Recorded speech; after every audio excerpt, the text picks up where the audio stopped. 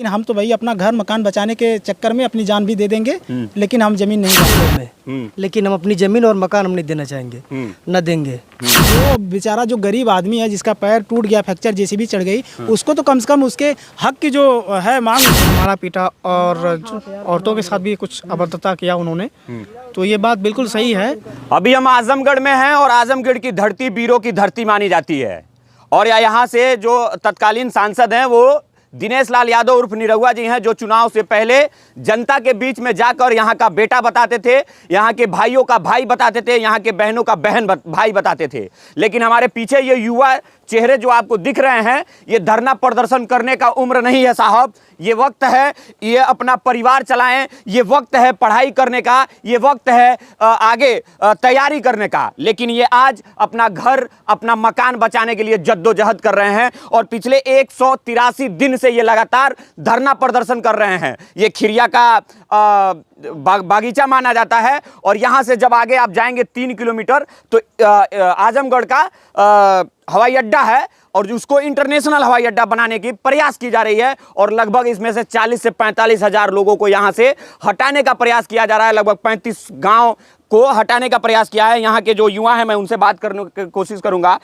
सबसे पहला सवाल, डोमेस्टिक एयरपोर्ट पे जहाज उड़ती है कि नहीं उड़ती है? अभी आज तक कभी उड़ी ही नहीं है सर। हैं? अभी तो उसमें काम चल रहा है। आप मैं अभी इसके पहले बताया, आप जा करके देख लीजिए, उसमें अभी एयरपोर्ट में डोमेस्टिक एयरपोर्ट का काम चल रहा है सर। तो जहाज कहाँ से उड़ेगी आप? अभी कभी रनवे हुआ है नहीं उसमें, तो कहाँ से? जब डोमेस्टिक अभी स्टार्ट नहीं हुआ तो फिर इंटरनेशनल बड़े लेवल की कैसे तैयारी कर दिए लोग? अब तो सरकार की मंशा सरकार ही जाने, लेकिन हम तो भाई अपना घर मकान बचाने के चक्कर में अपनी जान भी दे देंगे, लेकिन हम जमीन नहीं जाने देंगे भैया। सोचिए साहब, अगर चिड़िया एक छोटे से घोंसला बनाती है ना, और जब शिकारी उस घोंसले पर नजर डालता है तो चिड़िया बहुत ही छोटा होता है, छोटी सी होती है और अपना घोंसला बचाने के लिए उस शिकारी से लड़ जाती है। लेकिन ये तो इंसान है साहब। इसी का वोट लेकर आप सांसद बने, इन्हीं लोग का वोट लेकर आप विधायक बने, इन्हीं लोग का वोट लेकर आप मुख्यमंत्री बने और इन्हीं लोग का वोट लेकर आप भारत के प्रधानमंत्री बने। और आज इन्हीं लोग को यहाँ से उखाड़ फेंकने का काम कर रहे हैं। जिस तरह से लगातार 183 दिन हो गए आप लोग का धरना प्रदर्शन का, अगर आप लोग का मांगे नहीं पूरी हुई तो कब तक धरना प्रदर्शन करेंगे? धरना तो ये निरंतर चलता रहेगा जब तक हम लोग की मांगे पूरी नहीं होगी या हमें लिखित नहीं मिलेगा, तब तक हमारा धरना चलता रहेगा इसी प्रकार से।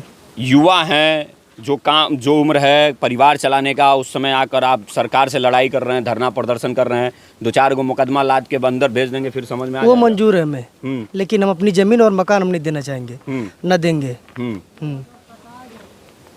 क्या लगता है कि सरकार आप लोगों के साथ नहीं है, सरकार आप लोग के साथ पक्षपात कर रही है? सरकार हमारे साथ पक्षपात इसलिए कर रही है। देखिए, एक मजदूर वहाँ पे हैं, एयरपोर्ट पे काम चल रहा था, उनके पैर पे जेसीबी चढ़ गई, जो कि दोनों पैर एकदम फ्रैक्चर हो गए, चलने लायक नहीं है। सरकार के तरफ से कोई आश्वासन नहीं आया, कोई उचित मुआवजा नहीं मिला। अच्छा, एयरपोर्ट में काम कर रहा था? एयरपोर्ट पे काम चल रहा था, दोनों पैर फ्रैक्चर हो चुके हैं, काम करने लायक नहीं है। नाम है अजय कुमार और काम करने लायक नहीं है। उनकी 2 बेटियां, बताइए उनका परिवार कैसे चलेगा?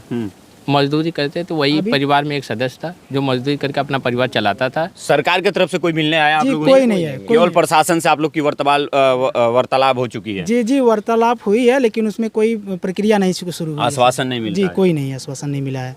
अब वो बेचारा जो गरीब आदमी है जिसका पैर टूट गया, फ्रैक्चर जेसीबी चढ़ गई, उसको तो कम से कम उसके हक की जो है मांग उसकी पूरी होनी चाहिए। सरकार यहाँ तक कि नहीं उसको कुछ न मुआवजा दिया, सरकारी काम कर रहा था ना एयरपोर्ट का। बताइए, जब एक आदमी मजदूर है उसकी मांगे नहीं पूरी हो पा रही एक आदमी के लिए, तो बताइए हम लोगों की कैसे सरकार मांग पूरी करेगी?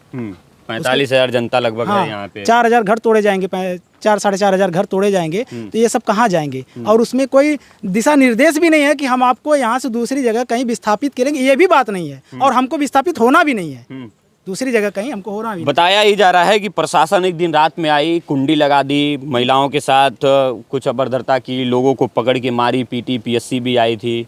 ये सही है या केवल आरोप लगाया जा रहा है? जी बिल्कुल सही है, सारी बातें सभी लोग जानते हैं, बिल्कुल सही है। और वो रात में भी आए थे, रात में ही आए थे वो लोग। पहले तो आए थे दिन में, तो यहाँ पे औरतों की वजह से जो कुछ कर नहीं पाए, तो रात में भी आए।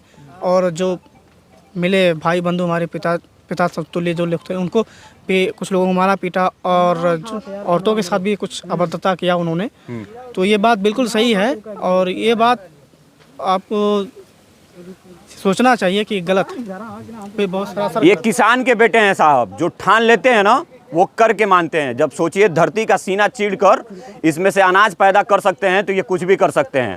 और देखिए ये अपना बिल्कुल रणनीति बना चुके हैं कि जब तक इन लोगों का न्याय नहीं मिलेगा तब तक ये लोग धरना प्रदर्शन करेंगे, जिसका साफ संकेतिक है कि देखिए यहाँ पे एक कुटिया भी बनाकर रखे हैं। अलग अलग जो लोग हैं अपना पोस्टर लगाए हुए हैं, ऊपर कुछ हमारे महावीर लोग हैं जो हमारे देश के लिए बलिदान हुए, उनका भी यहाँ पे तस्वीर लगा हुआ है। और इन लोगों का साफ कहना है कि अगर हमारे मांगी पूरी नहीं हुई तो हम लोग लगातार धरना प्रदर्शन करते रहेंगे। इस वीडियो में आपकी क्या प्रतिक्रिया है कमेंट बॉक्स में बताइएगा। वीडियो को ज़्यादा से ज़्यादा शेयर करिएगा। फेसबुक पे देख रहे हैं तो पेज को फॉलो करिएगा, यूट्यूब पे देख रहे हैं तो चैनल को सब्सक्राइब करिएगा। मिलेंगे बहुत जल्द अगले वीडियो में। बहुत बहुत धन्यवाद। जय हिंद।